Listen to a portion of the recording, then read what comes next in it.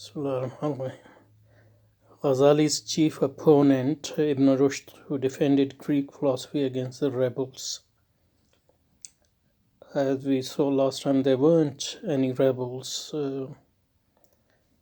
since there was no revolt, because there was no dominance of Greek thought in the way in which Paul is portraying here. So Ghazali's chief opponent, Ibn Rushd, who defended Greek philosophy against the rebels. Ibn Rushd, there's no comparison between Ibn Rushd and Ghazali, because Ghazali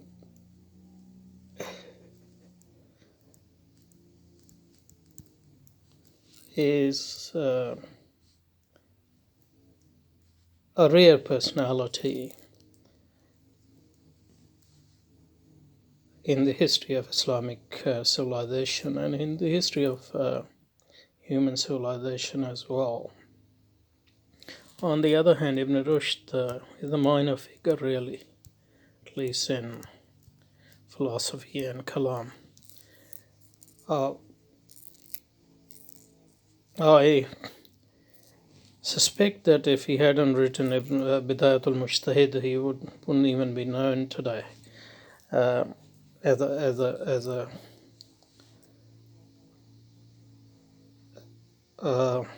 or if he wrote Tahafatul Tahafa, probably he is living off Ghazali in that aspect. But Ghazali is Imam in so many disciplines, Imam of rare Imam of the highest level, the Shafi fiqh, philosophy, logic, kalam, usul, hikmat ad-din, usul ad-din,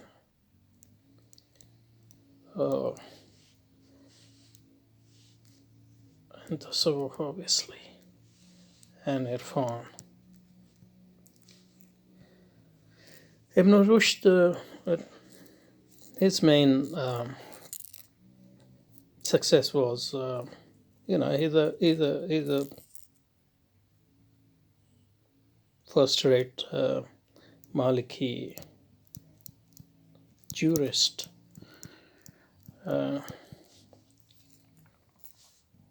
And his work, Bidayatul Mujtahid, is an important work in al-fiqh al-muqaran, or comparative fiqh.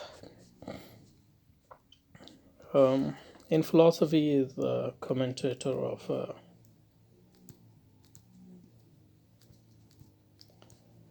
of Aristotle,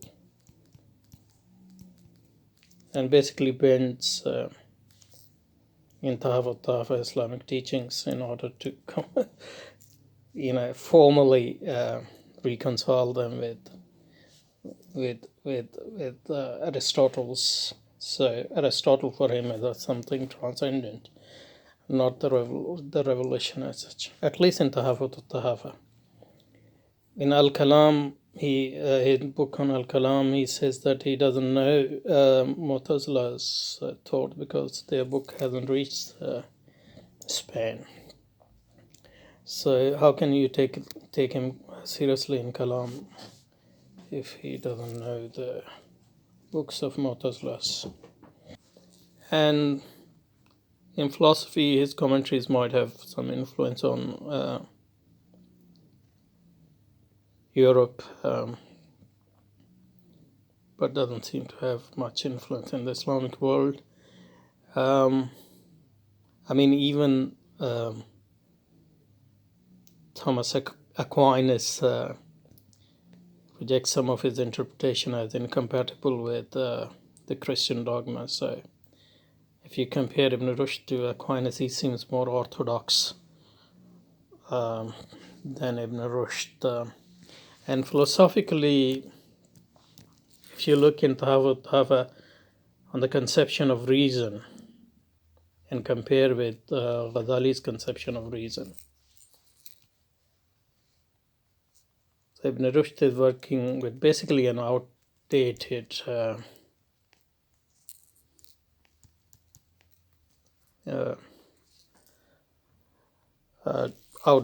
dogmatic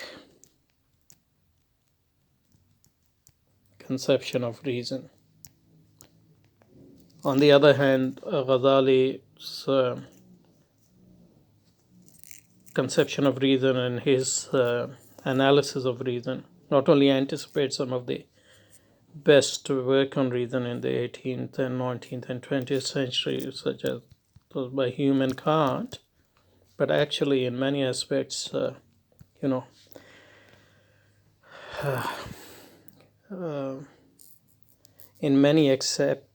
many aspects, actually, supersede or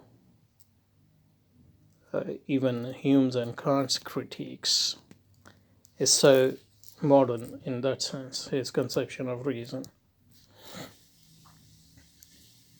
You just have to look at what the conception of reason which is employed and also explicit in Tahafa, but also, his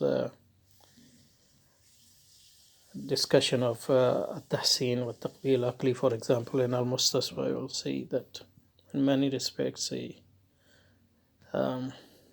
his critique of pure reason not only anticipates Hume's and Kant's and Heidegger's conception of reason, but transcends them, their conception of reason in many ways, improves on their conception of reason in many ways. So, to go back to Ibn Rushd, so Ibn Rushd, Ghazali's chief opponent, Ibn Rushd. Ibn Rushd is, to all purpose, minor figure, and I think it's outrageous to even compare him with Ghazali.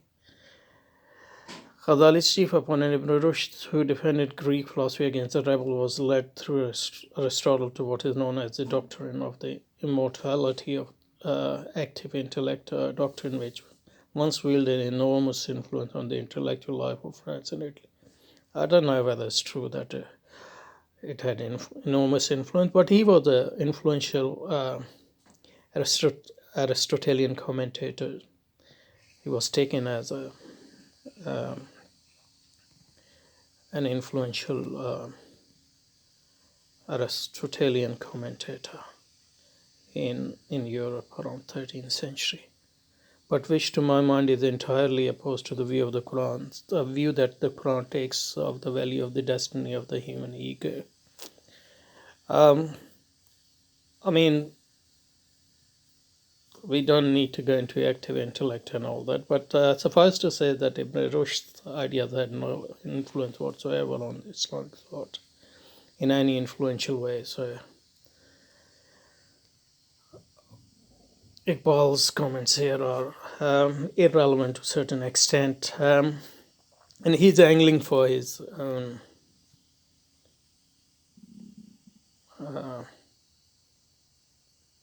cure for the so-called stationary debacle in the Islamic civilization, and he's going to emphasize the dynamic nature of Islamic conception. So we'll look at that, but as far as Ibn Rushd is concerned, Ibn Rushd has no role whatsoever in this.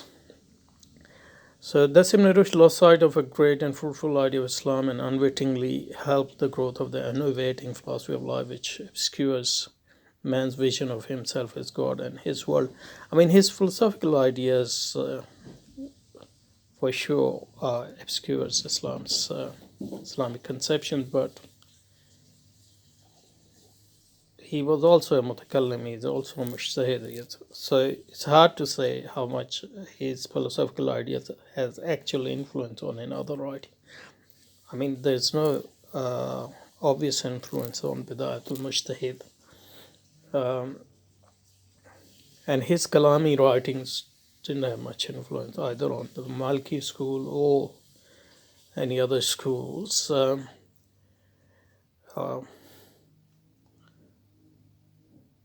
Yes, so, and this also shows that Muslim scholars write on Ghazali is an exception, but when they write on Kalam or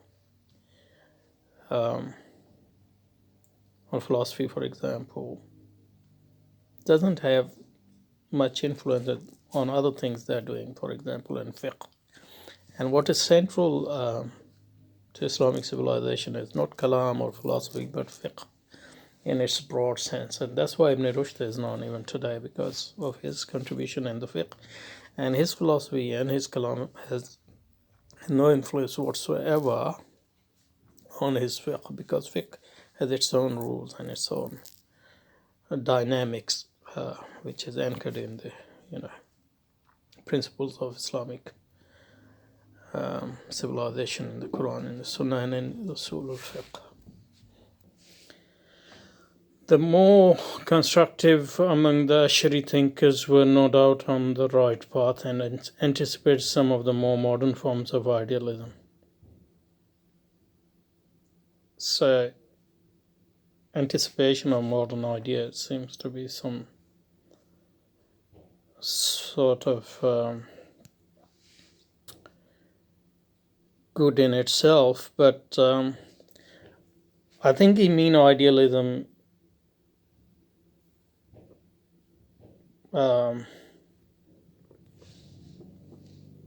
from the perspective of, I think he means by idealism, a basic idealism for him is Hegel's idealism.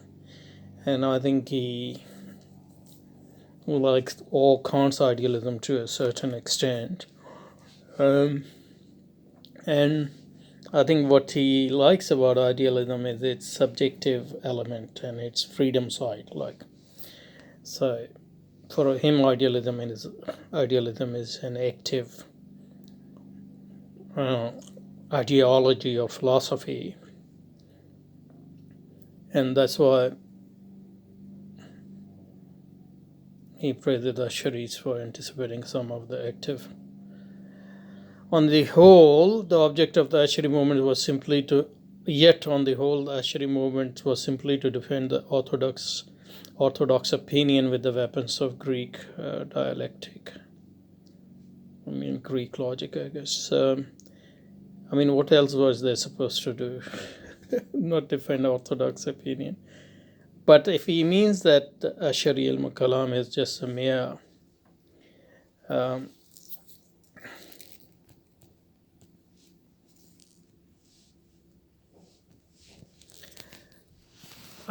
if he means by Ash'ari al-Kalam instrumentalizes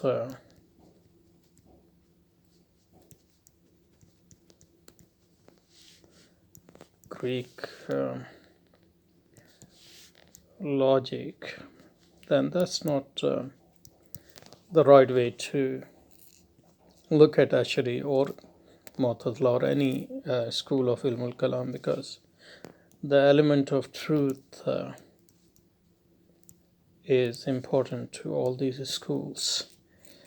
And the second thing is, Iqbal here ignores the fact that Ash'ari al-Kalam and other al-Kalam, they antedate or precede the arrival of Greek logic and philosophy within the Muslim world. And also their reliance on Greek philosophy and Greek logic is only partial, and they came up with many philosophical and epistemological doctrines which Greek had no idea about. For example, at-Tahsin at-Taqbil Aqli, for example. I think what Asharis were doing were using the knowledge of their day, the most advanced knowledge of their day, to understand and express Islamic worldview. And in the process, they constructed or they devised many new ideas which were not anticipated by Greek or any other sources of knowledge they were, drawing on. I mean, we obviously can make a criticism or critique or develop a critique of Ashari school. And that critique would be that they didn't update their school with the development of human knowledge. So even today they are using certain outdated ideas about knowledge and reason, and are not drawing on modern philosophy and modern logic and modern sciences, which they should have, if they were true to if they were true to their founding insights. But this is no criticism of. I think this is not a valid criticism of Ashari or any school, that they were defending the orthodox period. I mean, they're defending it because they consider it the truth, and they're defending on the basis of knowledge which they consider as the truth at the time, like contingent human truth. Yeah.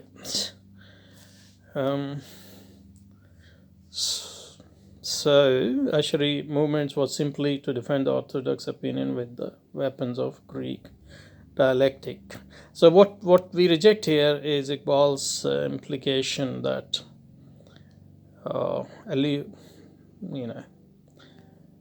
actually he's saying it explicitly, that they somehow instrumentalize the Greek dialectic or the Greek logic.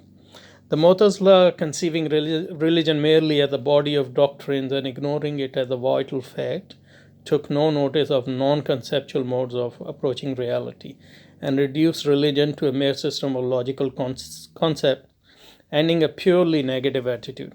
Now, here, this is also a gross misreading, this misreading goes back to Iqbal's basic misreading, where he thinks that Kalam is somehow a self-sufficient source of Muslim worldview. He doesn't see Kalam as one among many disciplines which are trying to understand and defend Islamic worldview. So, about Mu'tazila, the first thing to note is that schools like Mu'tazila and Ashari schools, they are large tents, and there are many schools within those schools. That's the first thing. And the second thing is, Ilm Kalam doesn't give them their whole view of the world, or the whole view of the Islamic doctrine or worldview or religion. Because the same Mu'tazilas who were Mu'tazilas within Kalam, for example, they might have been in philosophy belonging to some other school.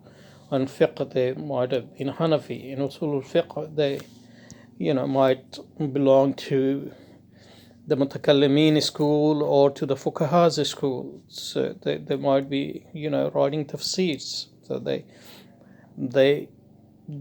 as Mufassir, for example, Zamashri, or they might be working on language, a linguistic discipline, rhetoric, sarf, nav, logic. So you can't reduce Mu'tazila's worldview to what they say in Ilm Kalam. That's very important. So what the same Mu'tazila who were Mu'tazilis in Kalam, they were Hanafis, for example, in fiqh, So their worldview has nothing to do with their, or almost nothing to do with their atheism, for example. So if we grasp that, then we can't accept this claim that their worldview was merely based on logical concepts. I mean, that might have been the part of their uh, view in the discipline of Kalam, because Kalam deals with logical concepts. But that doesn't mean that their ilm Kalam represent the whole of their worldview. That's a misunderstanding about Mu'tazila or Asharis or Hanbalis or anybody. They fail to see that in the domain of knowledge, scientific or religious, complete independence of thought from concrete experience is not possible. I don't think that they thought that, unless you think that what they said in Kalam is the sum total of their worldview, which is not. So I think that's a good place to stop, and next time we'll look at his views on Ghazali and Kant and all that.